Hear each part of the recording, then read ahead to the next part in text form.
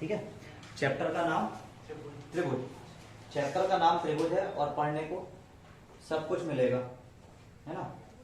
नाम त्रिभुज है और चीजें उसमें त्रिभुजा है ना, हर प्रकार की। त्रिभुज का मतलब है जिसमें कि तीन एंगल हो, तीन भुजाएं हो, है ना, एक दो और तीन, एक दो तीन, तीन भुजा है, मतलब कैसे क्या हो गया, त्रिभुज, नाम हो गया त्रिभुज। अब इस चैप्टर में जो अपने को पढ़ना है वो पढ़ना है समरूप और सर्वांग समता, सिमिलैरिटी और इक्वालिटी, ठीक है। दो चीजें हैं, एक तो समरूपता देखना है और एक सर्वांग समता देखना है, ठीक है। दिया गया आकृति सर्वांग सम है या दिया गई आकृति समरूप है, ठीक है। अब कुछ एग्जाम्पल के तौर पे हमारे पास गोले बनाए हैं, जैसे कि ये पहला गोला, ये गोला, उसके बाद ये दूसरा गोला, है ना, और ये तीसरा। इन आकृतियों में क्या हम लोग बोल सकते हैं कि यहाँ पे इसकी जो रेडियस है वो और इसकी रेडियस अलग अलग होंगी, अलग अलग होंगी तो सर्वांग सम तो नहीं हो सकते। सर्वांग सम को अगर मैं तोड़ूंगा ना तो सर्वांग सम का मतलब ही ऐसा निकलेगा,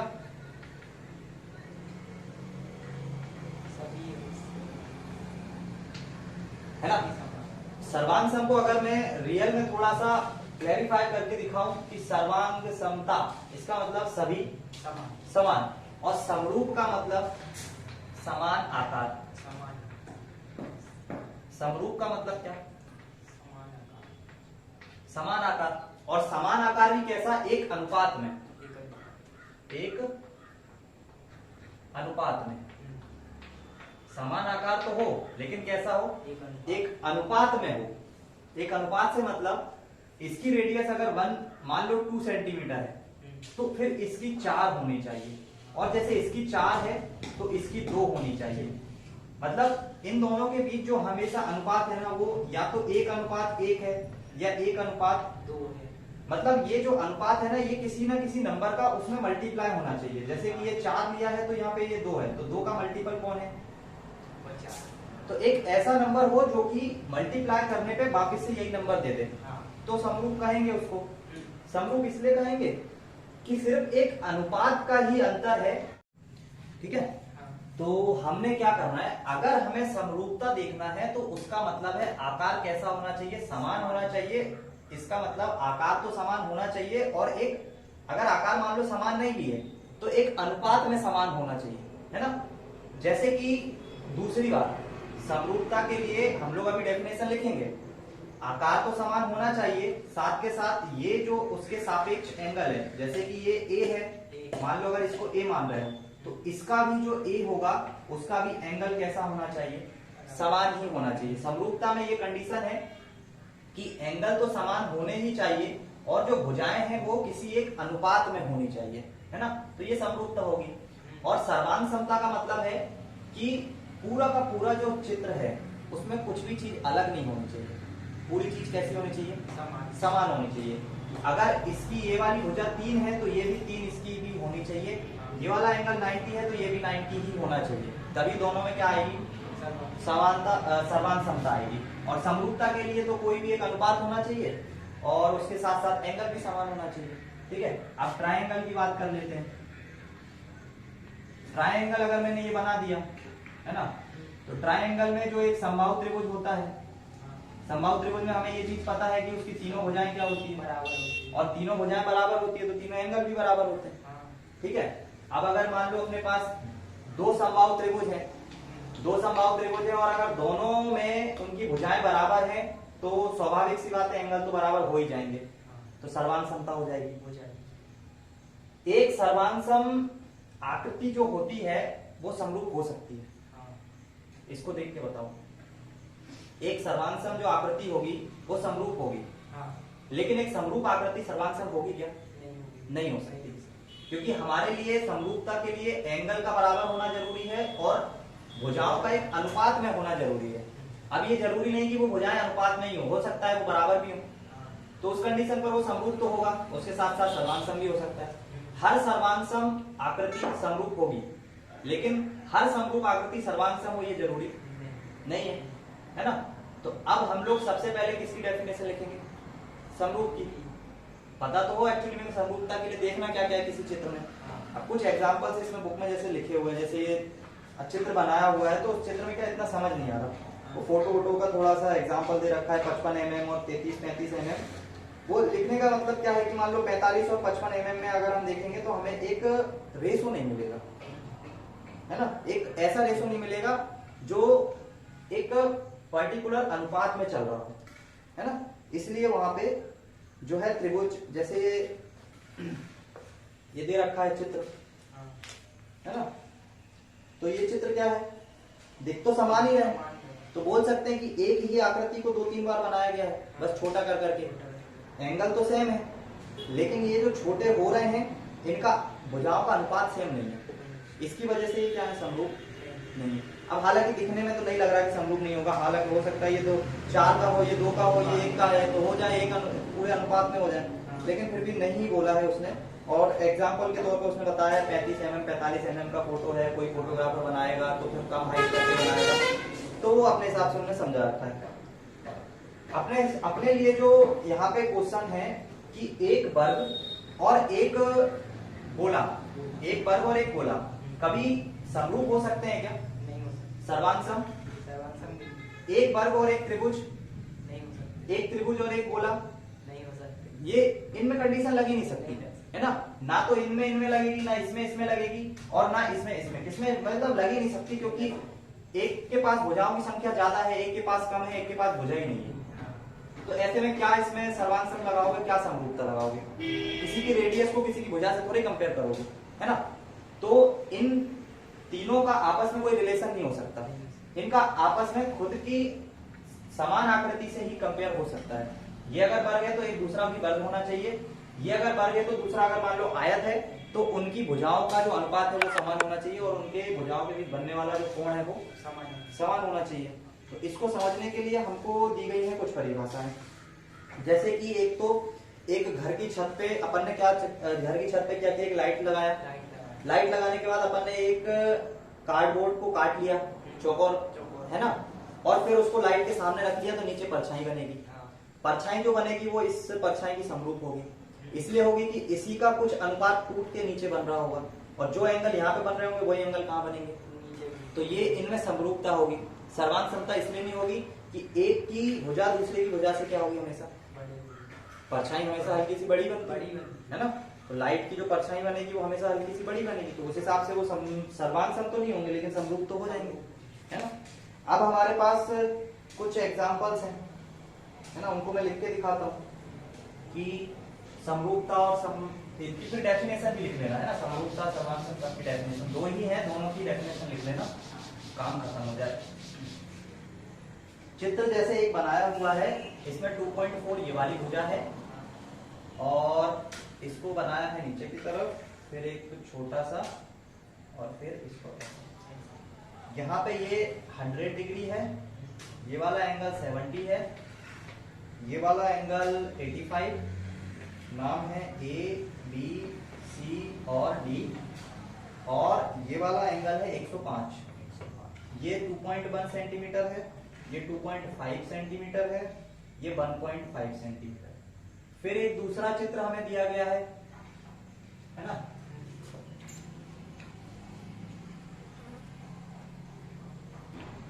ठीक है, और उसी में एक चित्र है हमारे पास, ये बनाया, ये छोटा सा, और ये बनाया, एंगल ये भी इतना ही है 70, ये भी 85 है, ये 105 है, और ये वाला 100 है, ये 2.4 है तो ये 4.8 है, ये 4.2 है, 21 दूने 42, 24 दूने 48, तो एक रेशो जो मिल रहा है वो एक कैसा रेशो, 2.5 दूनी 5, है ना, और नीचे का 3.0, 1.5 और उसके बाद 3.0।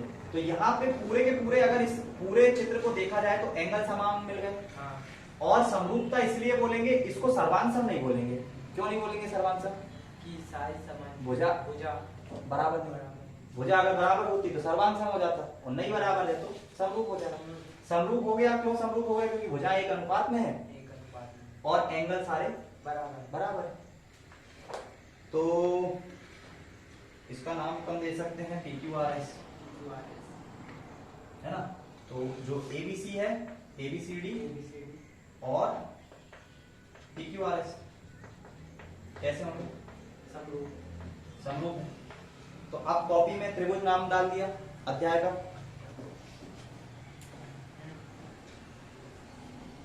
नाम डाल दिया। इसके बाद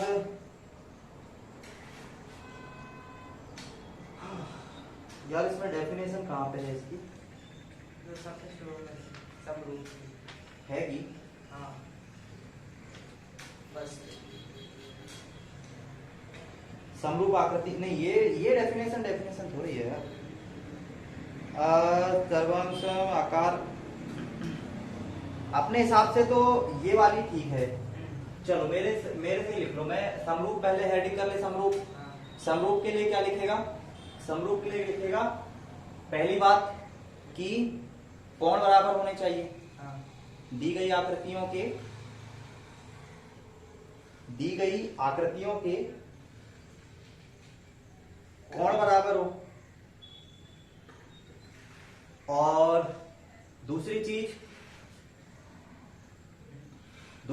की उनकी जो भुजाएं हैं, है ना, उनकी भुजाओं के बीच अनुपात समान होना चाहिए, है ना। तो हर एक भुजा के बीच जो अनुपात है वो कैसा है? समान है हर भुजा के बीच। तो हर अनुपात क्या होना चाहिए?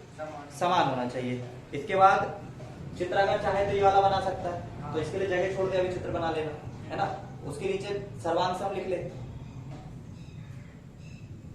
सर्वांग सम के लिए लिख ले कोण बराबर होने चाहिए। पहला तो कोण बराबर होने चाहिए, और दूसरी चीज संगत भुजाएं भी बराबर होना चाहिए।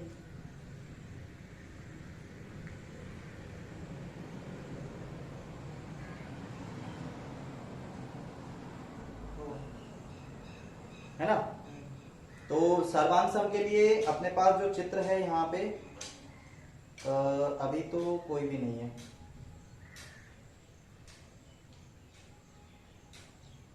अभी चित्र नहीं है अपने पास, कोई क्वेश्चन आएगा तो क्वेश्चन में देख लेंगे, उसके लिए थोड़ी सी जगह छोड़ देना। बाकी ये समरूपता के लिए चित्र बना ले।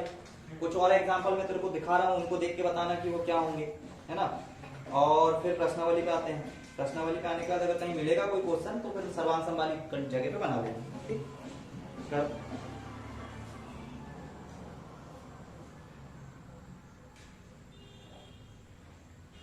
सो के उठा क्या? हाँ, रात को 4 बजे सोए थे ना। भैया अभी पढ़ाई पे दे ले, वो तो हर साल आएगा तेरे लिए। नहीं वो नहीं, इस बार कार्यक्रम था ना, कार्यक्रम चलने दे। तो क्या हर साल आता है तुम्हारी बाइक चलने से। चलो अब जैसे मैंने एक चित्र बना दिया, ये वाला चित्र बना दिया। इस चित्र को देखो और इस चित्र को देख के बताओ। ये है A, ये है B, ये है C, ये है D। एंगल यहाँ पे अगर ऐसा मार्क आ गया, ये मार्क का मतलब क्या होता है? 90 डिग्री। क्योंकि दो लाइनें एक दूसरे के लंबवत तभी हो सकती है जब उनके बीच का कोण कितना होगा? 90 डिग्री। और दो लाइनों को लंबवत दर्शाने के लिए ऐसे ही दर्शाते हैं। तो अगर इनको ऐड कर देंगे तो ये एंगल 90 ही बनेगा ना। तो यहाँ पे एंगल तो अंडरस्टूड है कि कितना हो रहा है? 90 डिग्री हो रहा है। फिर ये 3 सेंटीमीटर और ये भी कितना? 3 सेंटीमीटर। इसके बाद ये बनाया अपन ने। ये बनाने के बाद यहाँ पे भी अपन ने शो कर दिया ये तीनों एंगल कैसे हैं? 90 डिग्री है, PQRS। लेकिन इसका वैल्यू है 3.5 सेंटीमीटर, इसका वैल्यू है 3 सेंटीमीटर, इसका वैल्यू है 3 सेंटीमीटर और इसका वैल्यू है 3.5 सेंटीमीटर। बताओ क्या होगा? बताओ। समरूप नहीं होगा। हाँ, समरूप नहीं होगा। समरूप नहीं होगा तो क्या सर्वांग सम होगा? क्या सर्वांग सम भी नहीं होगा। दोनों ही नहीं होगा, नहीं होगा। है ना। क्यों नहीं होगा, रीजन पता है। हाँ। ए बी सी और डी, इसमें ये 2.1 सेंटीमीटर है, हाँ। ये भी 2.1 सेंटीमीटर है, ये भी 2.1 सेंटीमीटर है और ये भी 2.1 सेंटीमीटर। अगर तेरे को सर्वांग सम में अगर कोई एग्जांपल लिखना भी हो ना तो अपने मन से चित्र बना ले हाँ। और दोनों चित्र समान बना ले, है ना। दोनों की भुजाएं भी समान बना ले और दोनों के एंगल भी सेम बना ले, तो सर्वांग सम का एग्जांपल हो जाएगा। इसमें एंगल नहीं दिए ये वाले और ये नाम दे दिए। उसके बाद पी क्यू आर और एस बन रहा होगा यहाँ कोई एंगल। 90 तो नहीं बनेगा, इतना तो पता है ना। बन रहा होगा कोई एंगल, ठीक है। ये दे दी 4.2, है ना। उसके बाद ये दे दी 4.2 और ये भी दे दी 4.2 और ये भी दे दी 4.2। ये आकृति कैसी है, सर्वांग सम है या समरूप है? तो ये समरूप तो नहीं, एंगल समान नहीं है। एंगल समान नहीं है नहीं। तो समरूप ही नहीं होगी। समरूप भी नहीं हो सकता। सर्वांग सम नहीं होगी। नहीं होगी क्योंकि भुजाएं भी अलग अलग है, हाँ। तो ये भी नहीं होगी।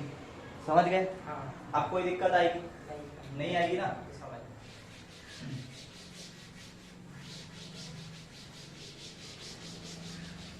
अब क्या बताना है, सबसे पहला क्वेश्चन, सभी व्रत खालिस्तान होते हैं?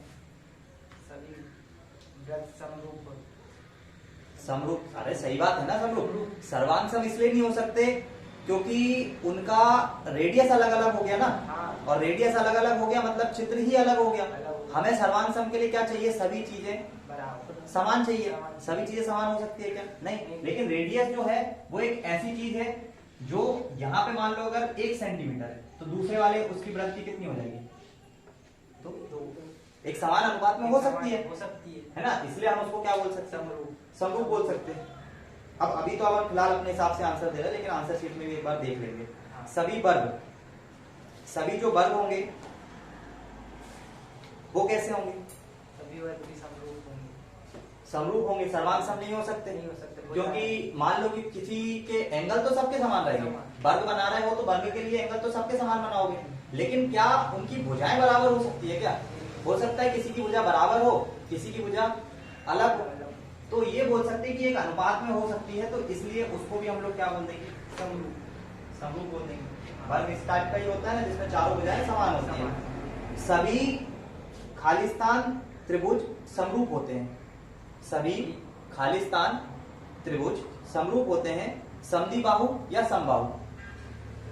समद्विबाहु का मतलब क्या होता है, जिसकी दो भुजाएं समान। जिसकी दो भुजाएं समान है। हाँ। तो दो भुजाएं अगर समान है और तीसरी समान नहीं है तो क्या वो समरूप होगा क्या? समरूप नहीं होगी। दो भुजाएं समान है, तीसरी समान है ही नहीं, नहीं। तो फिर समरूप होगा क्या? नहीं। तो सर्वांग सम तो वैसे भी नहीं नहीं होगा। होगा। तो समबाहु त्रिभुज हो सकता है क्या? हाँ, समबाहु त्रिभुज हो सकते हैं। समबाहु त्रिभुज हमेशा कैसा होंगे, समरूप होंगे। समरूप। भुजाओं की संख्या, भुजाओं की समान संख्या वाले दो बहुभुज समरूप होते हैं। अगर भुजाओं की समान संख्या वाले दो बहुभुज समान होते हैं यदि उनके संगत कोण, संगत कोण दो ऑप्शन है, बराबर या समानुपाती। संगत कोण कैसे होने चाहिए, बराबर होने चाहिए, समानुपाती नहीं। समान अनुपात तो हमने बात ही नहीं करी एंगल के लिए, सिर्फ भुजाओं के लिए बात करी है। तो उनके बीच जो एंगल है वो हमेशा कैसा होना चाहिए, बराबर होना चाहिए। और उनकी संगत भुजाएं संगत भुजाएं समानुपाती, एक समान अनुपात में होनी चाहिए, तो समानुपाती, है ना। तो ये इनके कुछ आंसर्स हो जाएंगे। आप इसमें एक बार जरा वो, अच्छा आंसर शीट है ना यहाँ पे 6 पॉइंट चल रहा था ना। हाँ, 6 पॉइंट चल रहा 6.1 समरूप, समरूप, समबाहु, बराबर समानुपाती, और एक और रह गया क्या, क्वेश्चन नंबर 3 जिसमें दिया है नहीं, दो, अच्छा दो में अपने को बनाना है। हाँ। तो सारे तुमको ये समझ आ गया ऑब्जेक्ट जो मैंने ये हाँ। खालिस्तान बताया, आ गया समझ आ में। गए। इसको भी बता देना, है ना, कभी कुछ जरूरत पड़ेगी तो। हाँ। निम्नलिखित युग्मों के दो भिन्न भिन्न उदाहरण दीजिए। समरूप आकृतियां दे लेगा उदाहरण। हाँ। ऐसी आकृतियां जो समरूप नहीं है, समरूप नहीं है वाली तो मैंने अभी बना के दिखाई थी, हाँ। 2-3 है ना। जो समरूप है उनको तू बना लेना, बना लेना। एंगल को समान कर लेना, भुजाओं को, एक को भुजा को जैसे मान ले 2.1 रखेगा तो उसके अगले वाली भुजा 4.2। 4.2 होनी चाहिए। हाँ। एक समान अनुपात में रख देना बस।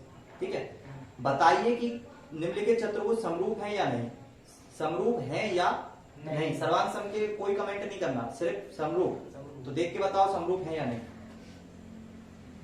समरूप नहीं है। समरूप सीधे आंखों की जो स्पीड है ना वो कहां पे जानी चाहिए, सीधा एंगल। पहली चीज एंगल, दूसरी चीज भुजाओं का अनुपात। एंगल बराबर है क्या, नहीं है। समान होगा क्या, नहीं। बात खत्म प्रश्नावली। हाँ। अब चैप्टर 6.2 एक्सरसाइज है ना, उसमें क्या बोला, दो त्रिभुज समरूप होते हैं यदि उनके संगत कोण बराबर हो। देखो पेज नंबर 136, त्रिभुजों की समरूपता। पेज नंबर 136, त्रिभुजों की समरूपता हेडिंग डली है, ये प्रश्नावली खत्म। उसके नीचे देखो, दो त्रिभुज समरूप होते हैं यदि उनके संगत कोण बराबर हो तथा उनकी संगत भुजाएं एक ही अनुपात में हो अर्थात समानुपाती हो। हाँ।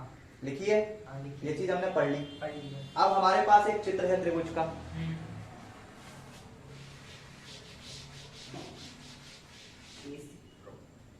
त्रिभुज का हमारे पास क्या चित्र है कि एक ऐसी लाइन खींची हुई है सीधी की सीधी। यहाँ पे पॉइंट दिया हुआ है ए, यहाँ पे पॉइंट दिया हुआ है वाई, है ना, और आगे की तरफ ये कंटिन्यू है। और यहाँ से हमने एक लाइन ड्रॉ कर दी। इस लाइन पे हमने बहुत सारे पॉइंट दे दिए। यहाँ लास्ट पे पॉइंट दे दिया x, और a के सापेक्ष यहाँ पे कुछ पॉइंट दे दिए, मान लो p, देन q, उसके बाद d, उसके बाद r, और उसके बाद b। और यहाँ पे कुछ एंगल्स के नाम दे दिए। d के सापेक्ष ये e है, और b के सामने यहाँ पे एक c है। तो ये हमने नाम दिया इसको E, इसको नाम दिया C, इसको P, इसको Q, इसको D, इसको R, इसको B। और इन दोनों लाइंस को मिला लिया आपस में। ये एकदम स्ट्रेट है तो थोड़ा सा इसको एकदम स्ट्रेट बना लेना, और ये दोनों एक दूसरे से स्ट्रेट में मिल रही है। ठीक है, अब हमको इसने बोला है एक्स वाई जेड खींचिए, खींच लिया। एक्स वाई जेड एक त्रिभुज है, एक्स वाई जेड नहीं, एक्स वाई ए, हाँ, ए एक्स और y। अगर मैं इन तीनों को ऐसे करके मिला दूंगा तो एक त्रिभुज मिलेगा। तो एक ए एक्स वाई एक हमारे पास क्या है, त्रिभुज है। और इस लाइन से इन दोनों लाइन को जब मिलाएंगे ना, तो जहां यहाँ जो एंगल इस लाइन के साथ बनेगा और यहाँ x का उस लाइन के साथ जो एंगल बनेगा, एक बार ड्रॉ कर देता हूं मैं यहाँ पे। ये वाला जो एंगल होगा ना, ये एंगल यहाँ पे भी होगा, यहाँ पे भी होगा, और यहाँ पे भी, तीनों के पास होगा। और ये वाला एंगल इन तीनों त्रिभुज के लिए काम करेगा। जब ये पूरी आकृति को छिपा दोगे दोनों को, बड़े वाले को देखोगे तो भी ये एंगल यही रहेगा। इसको हटा दो, सिर्फ इसको देखो और ये त्रिभुज को देखो तो भी ये एंगल सेम रहेगा। और इन सबको हटा के सिर्फ इसको देखोगे तो भी ये एंगल समान है। तो एक एंगल तो ऐसा है जब जो इनमें तीनों में समान है। और जब एक ही लाइन पर तीन रेखाएं एक साथ एक जैसी दिशा में ही एकदम समानांतर एक दूसरे से तो ये तीनों समानांतर ही है ना, ये और एक ही रेखा को काट रही है, ये भी है, ये भी है और ये भी है, तो उनके द्वारा बनाए गए कोण भी कैसे होते हैं, समान ही होते हैं, क्योंकि एक रेखा को तीन समानांतर रेखा काट रही है। और चूंकि वो रेखाएं तीनों समानांतर है, कभी किसी से एक दूसरे से मिलेगी नहीं, तो उनके द्वारा उस काटी गई लाइन को हमेशा एक परफेक्ट उसी एंगल में काटा जाएगा, जिसके द्वारा पहली लाइन के द्वारा जितना एंगल में काटा जाएगा उतने ही एंगल में आगे वाली लाइनों के द्वारा भी काटा जाएगा। तो इसका मतलब ये वाले एंगल भी क्या होगा, समान होगा। अब दूसरी चीज कि चूंकि आप ये पॉइंट जो ले रहे हो वो एक समान अनुपात में ले रहे हो, तो उस कंडीशन पर यहां से लेकर यहां तक का पूरा डिस्टेंस और ये वाली लाइन ही ये वाली लाइन को बिल्कुल मैच कर रही है। तो ये हो सकता है कि ये वाली लाइन और ये इसमें ट्रायंगल टोटल कितने निकल रहे हैं अभी, 1 2 3 निकल रहा है ना। तो हो सकता है कि ये वाला ट्रायंगल और ये वाले ट्रायंगल तीनों के तीनों है ना, एक बड़ा बनेगा। कैसे समरूपी हो सकते हैं, सर्वांग सम हो नहीं सकते, क्योंकि एंगल तो सेम है लेकिन भुजाओं के अनुपात हो सकता है अलग अलग है ना। तो उस कंडीशन पर हमारे को इसने क्या बोला है, ए से लेकर पी तक की जो डिस्टेंस है ना वो बराबर है पी से लेकर क्यू तक की डिस्टेंस। इसका मतलब क्या है कि इसने इनको हर एक इसने एक बराबर लंबाई में काटा है।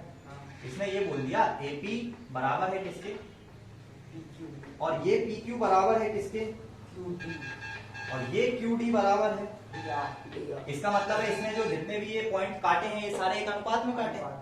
बराबर बराबर बराबर। और AY को बिंदु CB होती हुई एक रेखा खींची है, ठीक है, ठीक है। इसके बाद तो साथ ही बिंदु D से होकर BC के समानांतर एक रेखा खींची है, ठीक है, सब खींच लिया। AC को E पर काट दिया। AD बटा DB, AD बटा DB।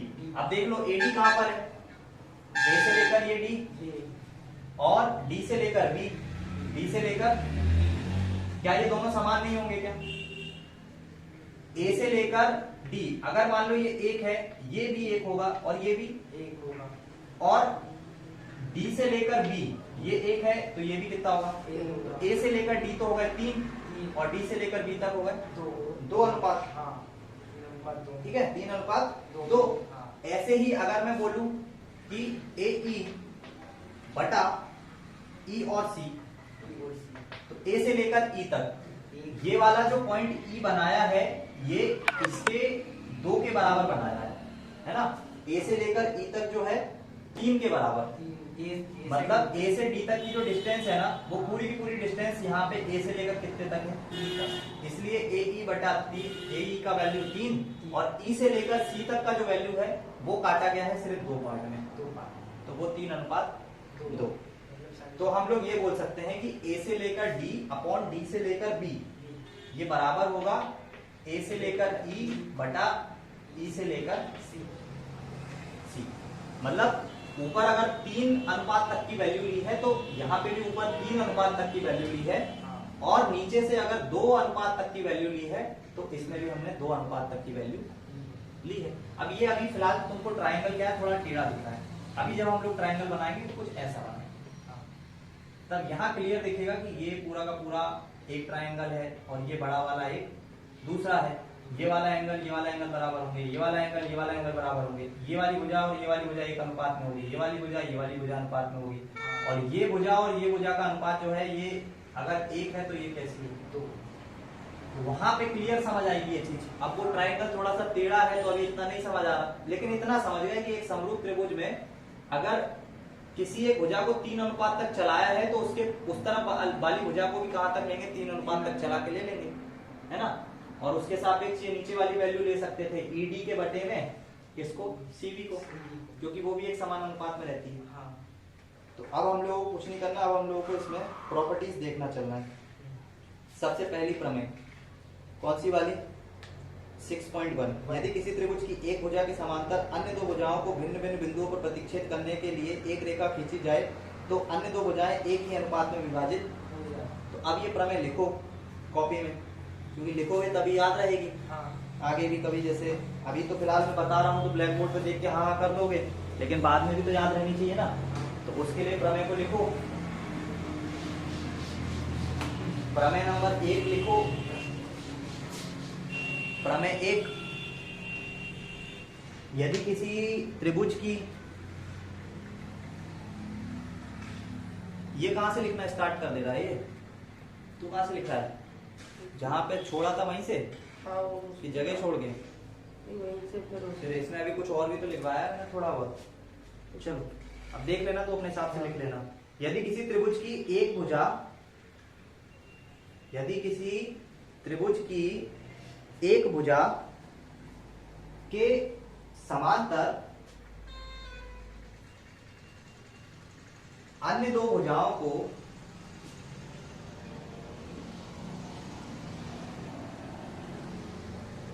यदि एक त्रिभुज की एक भुजा के समांतर अन्य 2 भुजाओं को भिन्न भिन्न बिंदुओं पर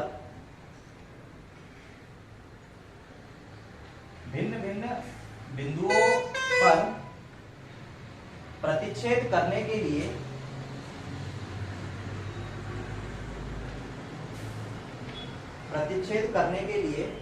एक रेखा खींची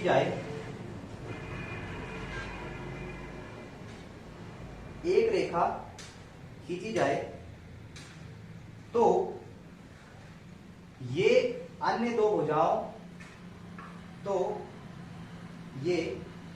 2 भुजाएं एक ही अनुपात में विभाजित हो जाती है, विभाजित हो जाती है। तो ये वाला चित्र बना लो और ये वाला चित्र बनाने के बाद लिखोगे ए से लेकर डी तक का डिस्टेंस अपॉन डी से लेकर बी तक का डिस्टेंस बराबर होगा ए से लेकर ई तक का डिस्टेंस बटा ई से लेकर सी तक का डिस्टेंस, और इसको कर लो डब्बा। फिर हम इसको करते हैं प्रूफ। वो चित्र बना लो, चित्र बनाने के बाद ये सब कुछ लिख लो।